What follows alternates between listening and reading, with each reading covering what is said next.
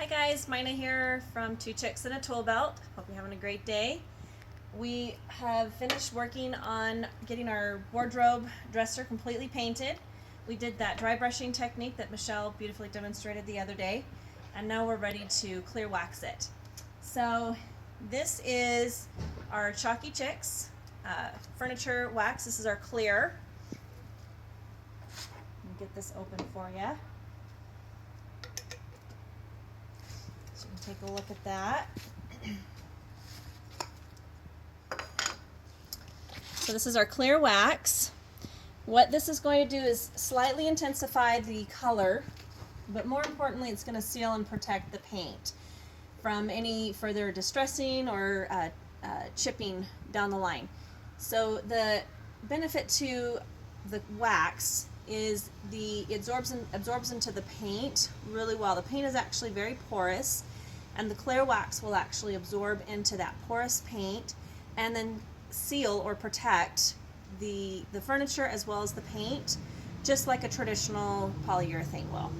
It does take up to 45 days to fully cure, but once it's fully cured, it will be as hard and durable as a traditional polyurethane. So we'll get started here. Now this is our waxing brush.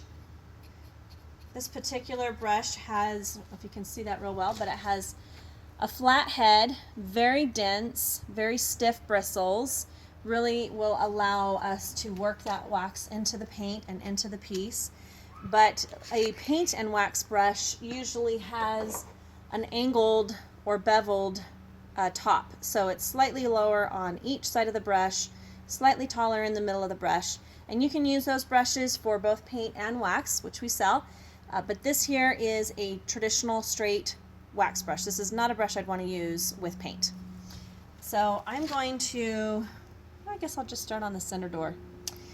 So I don't have too much. You can see it's a little clumpy, mostly on the outer bristles. I'm going to initially drag it across.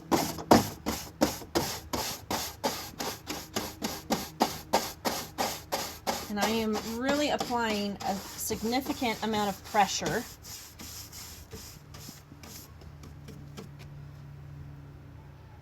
Little bristle loss. That's sometimes common, especially when your brush is fairly new.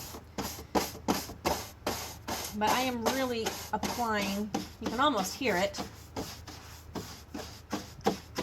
a lot of pressure to work that wax in. When my brush is clean, kind of tap, tap, tap. If I've got big clumps, I tend to kind of wipe those off.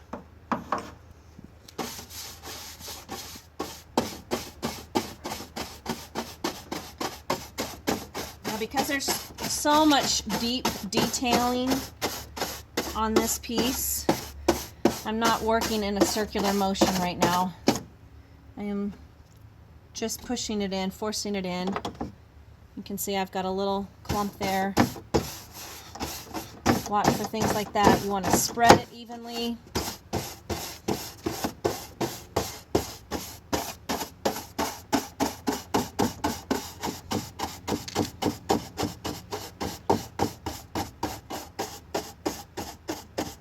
And I don't know how well the camera may be picking up just that slight sheen.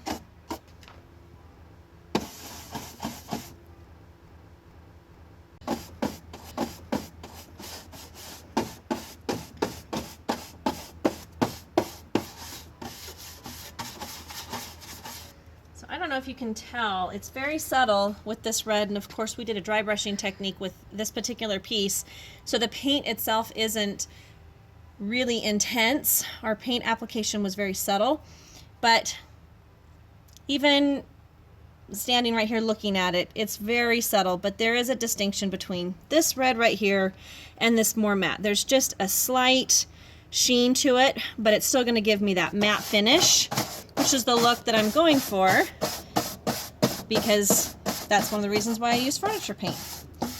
I don't want a high finish like I'm going to get with a traditional latex paint.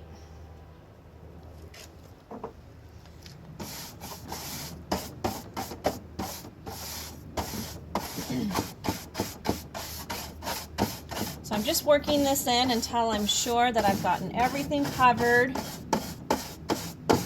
And you do have to pay attention. Usually that sheen is a little bit easier to see, but you get good at it. Start recognizing where you've applied that wax and where you've not. So I'm going to move up to the top so that I can show you how we would apply the wax on a flat surface. It's a little bit more like buffing a car.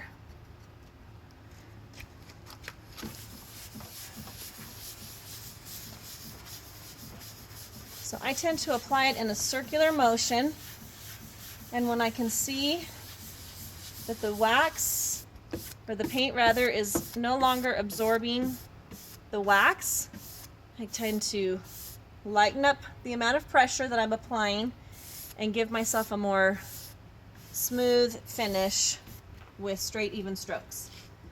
So again, on a flat surface, oops, and when you get kind of on a slight angle here, you can really see where the wax has penetrated the paint and where it has not.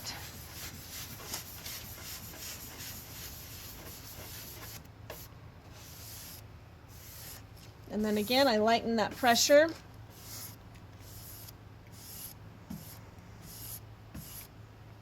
And spread it across. So we're going to keep working this. We'll get the entire piece waxed, both inside and out. We're not going to dark wax this particular piece because the dry brushing technique has already given us that look. So that's an awesome benefit to doing that dry brush technique. Saves you a step. And so we don't need to do that, but we are going to clear wax it so the whole piece will be completely sealed. And we'll put the hardware back on. Let me show you that really quick so you can see. We actually left the hinges on, which is a little different for us, but it's fun sometimes to shake things up. But I'll show you the hardware on this, because whenever you can reuse your hardware.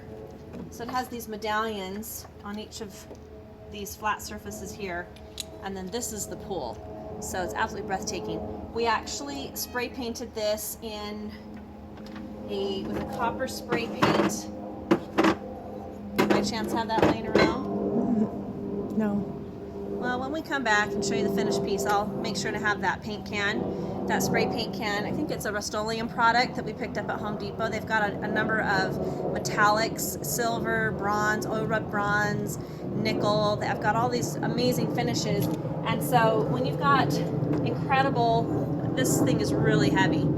I don't want to replace these. These are gorgeous. They're one of a kind. If I tried to look for these on eBay, it would cost me a fortune to find something like this.